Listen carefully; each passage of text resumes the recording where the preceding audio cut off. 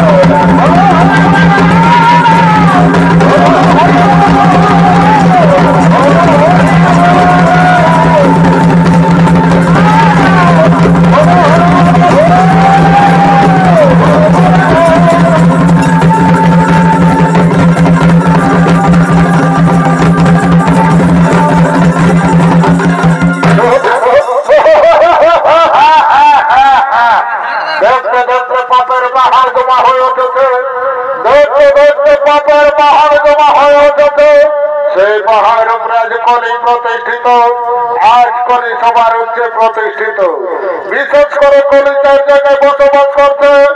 1 হলো স্বর্ণপাড়া, 2 হলো মধ্যপাড়া, 3 হলো কসাইখানা, 4 হলো ব্যবসা পাড়া। এইভাবে কলি 4 জায়গায় বসবাস করছে।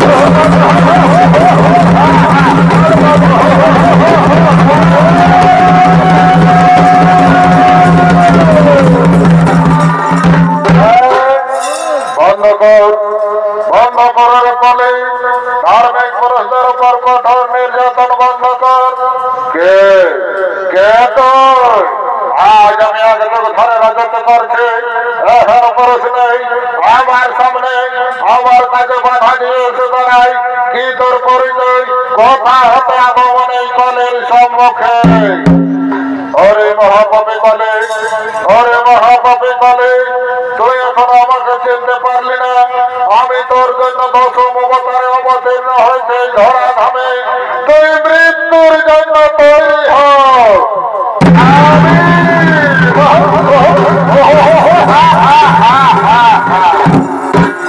আসলে ঠাকুর, আসলে আমায় আমার জন্য অবতার নিয়ে এসেছেন এই ভূমে, তবে তো ঠিক মতো শাস্তি নিয়ে এসেছে।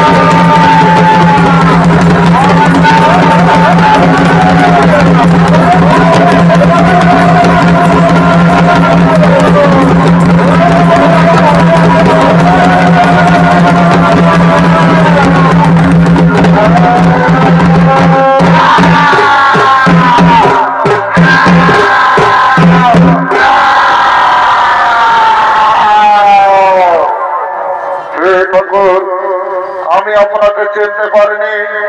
বহুদিন ধরে, 1 যুগ ধরে অনেক অন্যায় অত্যাচার করে এসেছে।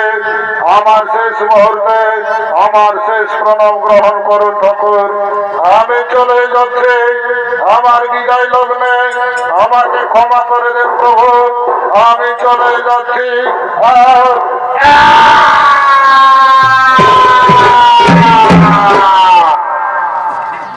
তাই মাননীয় সুধী দর্শক মন্ডলী, শ্রী ভগবান 10ম অবতারে কলকি রূপ ধারণ করে মহাপাপে কলিরে করিল নিধন। আজ থেকে কলিযুগের হলো সমাপন। হে ধার্মিক মহাপুরুষগণ, হে ধার্মিক মহাপুরুষগণ, আমি মহাপাপে কলিরে করেছি নিধন। আজ থেকে পুনরায় সত্য যুগের করো আয়োজন।